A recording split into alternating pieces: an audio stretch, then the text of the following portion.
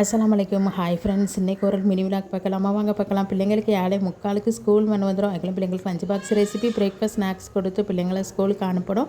காலையில் எந்திரிச்சதே லேட்டு 6 மணிக்கு தான் எந்திரிச்சேன். அந்த எந்திரிக்கே தோணலை. இன்றைக்கி வாரத்தில் முதல் நாளாக இருக்குது, திங்கக்கிழமை.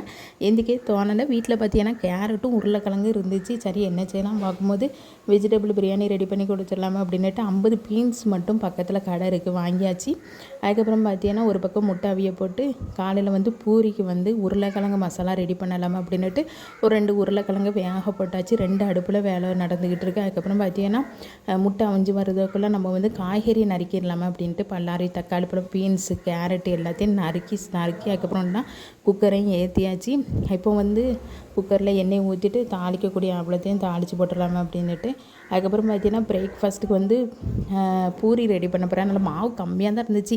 மாத கடைசின்னு ஒன்றா மாவும் காலி ஆகிட்டு நம்ம தான் கோதுமை மாவு வாங்கணும். சரின்னு பிள்ளைங்களுக்கு மட்டும் ரெடி பண்ணி கொடுக்கலாமா அப்படின்ட்டு பூரிக்கு மாவு பிசைஞ்சு வச்சாச்சு. அதுக்கப்புறம் சைட் பை சைடு வெஜிடபிள் பிரியாணிக்கு தாளிப்பு கொடுத்துட்டு ஒரு 3 விசில் வரட்டும் அப்படின்ட்டு அதை ரெடி பண்ணிக்கிட்டு இருந்தேன். அதுக்கப்புறம் பார்த்தீங்கன்னா பிள்ளைங்களுக்கு ஸ்நாக்ஸ்க்கு கடலை மிட்டாய் தான் போட போகிறேன். இப்போ என்னென்னா அந்த அரிசியும் சேர்த்தாச்சு பிரியாணியில். இப்போ காய்கறியும் அரிசியும் வெந்து வரதுக்கு ஒரு 3 விசில் போட்டுட்டு அப்புறம் 5 நிமிஷம் மட்டும் சிம்மில் வச்சா போதும்.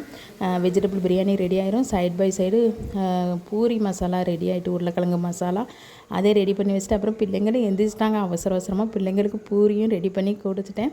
அதுக்கப்புறம் தயிர் சம்பளும் கேட்பாங்க, அதனால் தயிர் சம்பளம் ரெடி பண்ணியாச்சு. அதுக்கப்புறம் பார்த்தீங்கன்னா பிரியாணி சூப்பராக ரெடியாகி பிள்ளைங்களுக்கு டிஃபன் பாக்ஸில் வச்சாச்சு. அதுக்கப்புறம் முட்டை கிரேவியும் ரெடியாகி பரபரப்பாக வேலை பார்த்து பிள்ளைங்களை டாட்டா காமிச்சு ஸ்கூலுக்கு